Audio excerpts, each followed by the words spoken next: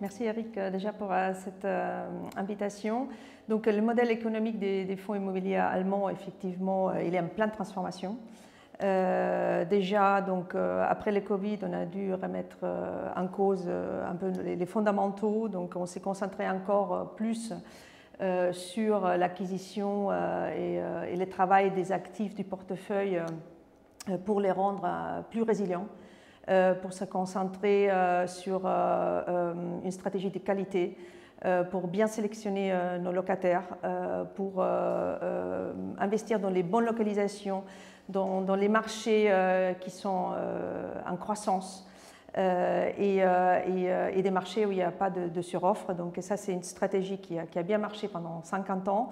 Après, maintenant, effectivement, on rentre dans une nouvelle ère, une nouvelle période. C'est important de revoir ces fondamentaux-là.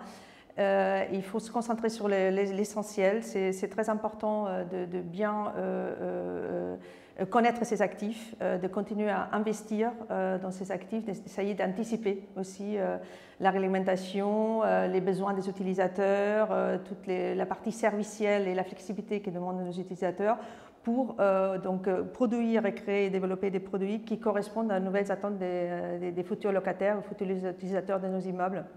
Donc ça, c'est fondamental.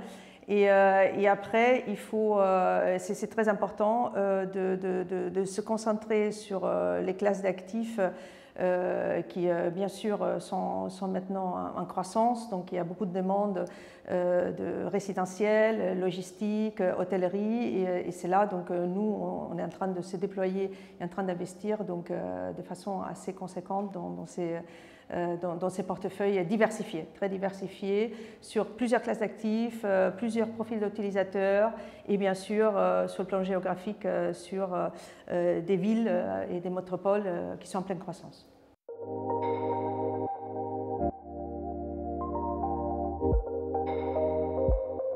La réglementation, effectivement, donc on a la réglementation verte, on a la réglementation d'une part déjà en France avec la loi de climat et résilience, l'étiquette tertiaire. Après, on a la réglementation européenne avec les règles SFDR et taxonomie. Ça fait beaucoup de choses et tout arrive un peu en même temps. Au moment où nous avons un contexte économique qui est compliqué. Donc, c'est important de continuer donc, effectivement à suivre sa stratégie, ses process. Depuis des années déjà, on collecte les données, la data concernant la consommation énergétique de nos immeubles.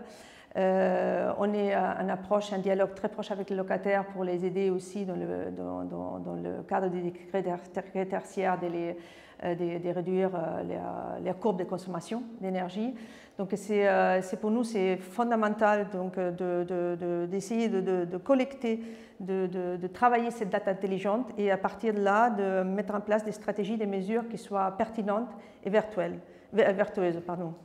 Donc le but, c'est après d'améliorer nos immeubles sur le plan énergétique, de créer du bien-être pour nos locataires et d'essayer de proposer des actifs de qualité qui soient durables dans le temps. Donc l'idée, ce n'est pas d'investir juste sur un cycle court.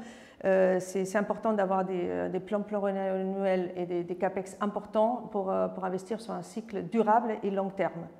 Ça, c'est vraiment un des piliers de notre stratégie.